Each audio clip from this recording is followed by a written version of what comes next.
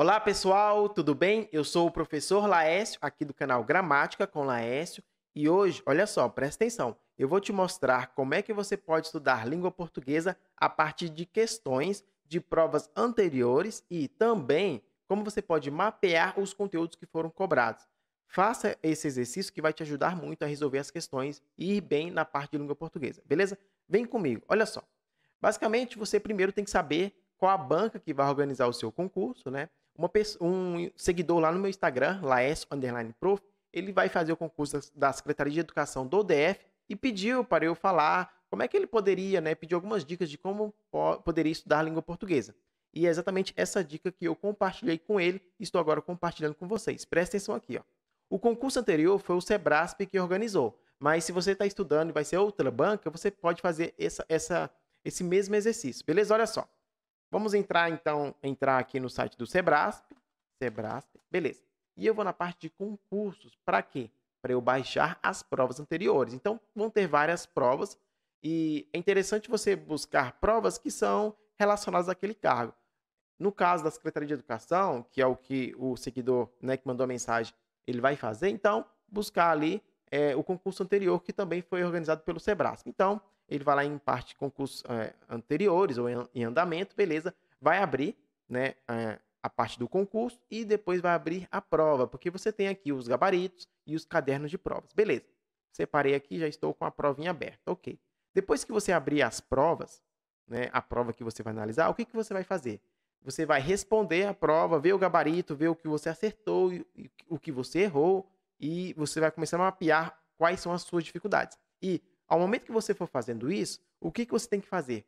Perceber qual conteúdo de língua portuguesa que estava previsto lá no edital foi cobrado nessa questão, para você se preparar e saber o que a banca gosta de cobrar. Olha só um exemplo. Eu estou aqui com a prova de conhecimentos básicos, né? Basicamente foram 15 questões de língua portuguesa. Bom, tem um texto aqui, ok, a banca colocou um texto. Tem aqui acerca dos sentidos e de aspectos linguísticos do texto anteriormente apresentados, julgue os itens que se seguem. E aí, ok. Item 1.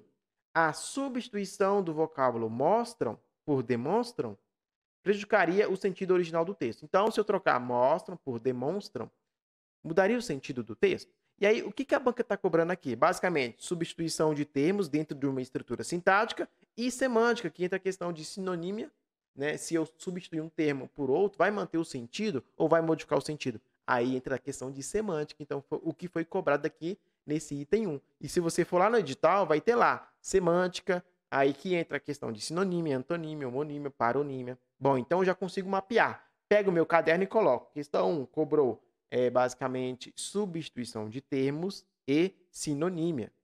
Ok? Beleza. Aí eu vou para a questão 2. Na linha 6, o sujeito da forma verbal mostram que está elíptico tem como referente os dados. E então você deveria saber, né? Você vai lá no texto, na linha 6. Eu não vou fazer isso aqui agora, porque depois eu respondo essa prova, né? Na verdade, eu até já respondi em outro momento. Mas a ideia é você perceber, bom, aqui cobrou sujeito, então você tem que saber quais são os termos essenciais da oração, os termos essenciais, sujeito e predicado. Bom, então, nessa questão, cobrou lá. Aí você anota no seu caderno. Cobrou conhecimentos relacionados à sintaxe, sujeito. E aí coloca aqui, ó, da forma verbal mostram que está elíptico, então você tem que saber o que é um sujeito elíptico, ok? E aí, é claro, saber classificar os sujeitos. Olha só, na linha 6, o sujeito da forma verbal mostram que está elíptico, tem como referente os dados. E aí você referenciar o sujeito está relacionado a qual palavra. Você vai lá na linha 6, os dados correspondem ao ano 2014 e mostram. Então, o que mostra aqui os dados, o sujeito não está aqui para eu não repetir. Beleza, o referente está certinho. Então, eu iria marcar certo, mas o que eu quero que você entenda? O que foi cobrado nessa questão? Saber o que é sujeito, sujeito elíptico, ou seja, que ele não está ali na oração, mas lendo o contexto eu sei que ele existe. Beleza? Então, você vai anotar ali no seu caderno. Questão 2. Cobrou basicamente sujeito. E sujeito elíptico ali, colocando, né, de forma mais específica. Beleza, aí você vai para a questão 3. Olha só. Conforme o texto, isto é, de acordo com o texto, a rede pública de ensino tem mais qualidade que a rede privada, uma vez que o nível superior completo está relacionado à realização de um trabalho de excelência pelo professor. Beleza, questão 3. Aí você vai lá no seu caderno e coloca questão 3, cobrou basicamente compreensão e interpretação de texto, que é um dos principais conteúdos, um dos primeiros que estão lá no edital. Aí você vai para a questão 4. A correção gramatical do texto seria mantida caso a vírgula empregada logo depois de que fosse suprimida. Então, você vai lá na estrutura. Bom, eu posso utilizar vírgula aqui ou não? Então, aqui cobrou basicamente pontuação. E lembrando, vírgula é uma questão sintática. Então, você vai lá na sua prova, questão 4, cobrou o uso da vírgula. Tá? Então, para saber vírgula, você tem que saber muitas questões relacionadas à sintaxe. Tá bom? Então, você vai lá na linha 2. Um estudo coordenado pela Fundação Getúlio Vargas aponta que, enquanto 80% dos professores de educação infantil, aí você tem que saber se vai colocar essa vírgula aqui ou não, quando você quer intercalar alguns termos, quer isolar, qual é a função da vírgula? Essa questão aqui bem facinha de pontuação. Tá? Então, você iria colocar lá no seu caderno, questão 4, cobrou pontuação. Beleza, questão 5, olha só. Seria mantida a correção gramatical do texto caso o pronome dessa fosse substituído por da. Então, aqui também, igual a questão 1, está cobrando o quê? Substituição de termos dentro da estrutura.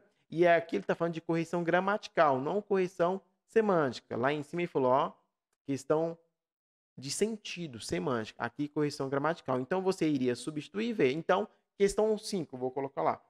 Cobrou substituição e também conhecimentos em relação a pronome. Foi substituído por da. Aqui, conhecimento de pronome e preposição, você iria colocar lá. Beleza? No seu caderno, sabendo que essa questão cobrou. Então, perceba, o Sebrasp, à medida que você vai respondendo questões, ele tem muito essa mania de quê? De mandar você voltar ao texto, substituir um termo por outro, trocar um por outro e saber se ainda vai manter a correção gramatical. Isso é o quê? Reescrita, reestrutura textual. Então, a banca gosta muito disso.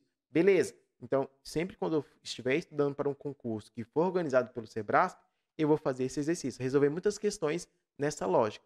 Ok, aí eu continuo. Questão 6. O vocábulo que, em, que se interessam pelo evento, restringe o sentido de professores de outras cidades. Então, aqui, basicamente, eu tenho o quê? Um pronome relativo. Então, é uma oração subordinada, adjetiva restritiva ou explicativa. E para saber, eu tenho que voltar lá nos textos, linha 5 e linha 6. Então, eu volto lá, linha 5 e 6.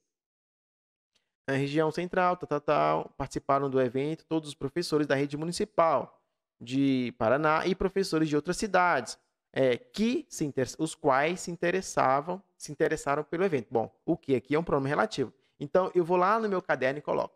Questão 6, cobrou o quê? Pronome relativo e, logicamente, aí, orações subordinadas a adjetivas, restritivo e explicativo. Então, eu vou colocar no meu caderno.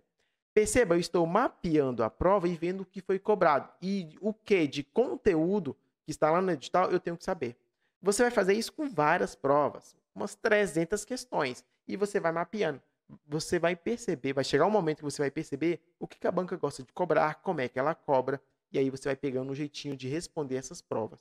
Ok? Bom, aí quando você responder a toda a prova, antes de fazer esse mapeamento, você vai tentar perceber quais questões você errou e por que você errou, tá?